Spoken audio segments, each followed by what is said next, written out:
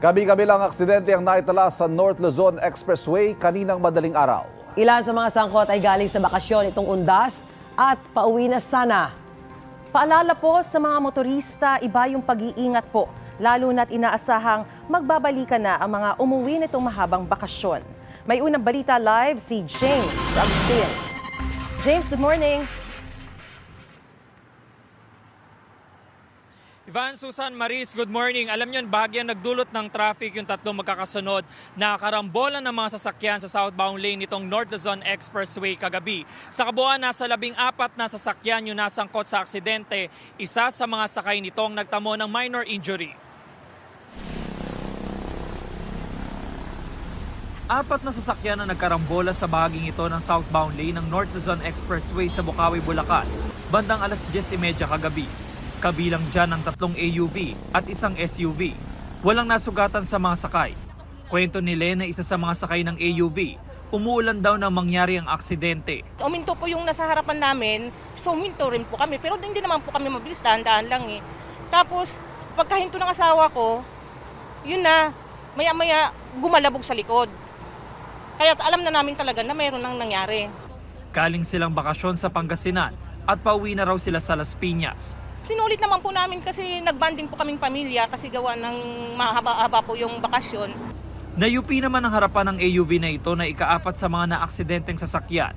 Ang mga sakay galing din Pangasinan at makikipaglamay sa kaanak sa Marikina.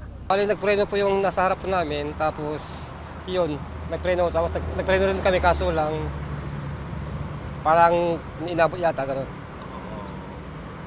Malakas ba ulan nun? Opo. Ilang minuto lang ang lumipas, nagkarambola rin ang 4 na sasakyan sa area naman ng Balagtas, Bulacan. Nagkabanggaan ng isang pickup, 2 kotse at isang L300 van.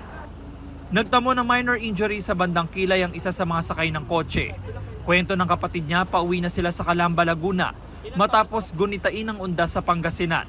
Yung nasa harap po namin is yung Hilux, and then may truck po sa harap niya, and then parang nag-sudden brake siya. Tapos pagka-reaction ng ni tatay, na hindi na po enough yung time para tumigil yung, actually nag-slide na po yung kotse namin doon. Nabasag ang windshield ng L300 van na ika-4 sa mga naaksidenteng sasakyan. Galing naman sa Baliwag, Bulacan ang mga sakay nito at pauwi na sa May Kawayan. Nakasunod ako sa kanila eh. Pero hindi ko na rin nag-apply ako ng brake pero hindi na talaga kinaya. Kaya natamaan ko rin yung accident na sasakyan. Ayon sa NLEX Command Center, may naitala rin silang karambola ng 6 na sasakyan bandang alas 11 kagabi. Nangyari ang 500 metro ang layo mula sa Bukawi Toll Plaza. Naaksidente ang 4 na SUV at 2 kotse. Agad namang nakaresponde ang mga traffic patrol teams ng NLEX.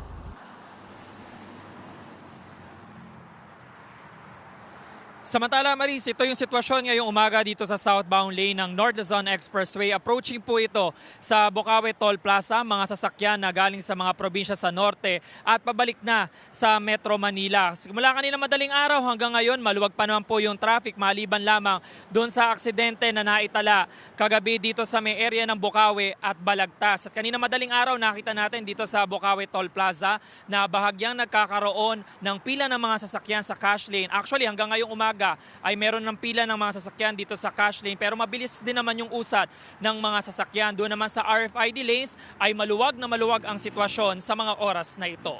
Yan muna yung latest mula rito sa North Luzon Expressway. Ako po si James Agustin para sa GMA Integrated News. Mga kapuso, para laging una sa mga balita, bisitahin at mag-subscribe sa GMA Integrated News sa YouTube. Sa mga kapuso abroad, samahan nyo kami sa GMA Pinoy TV at sa www.gmanews.tv.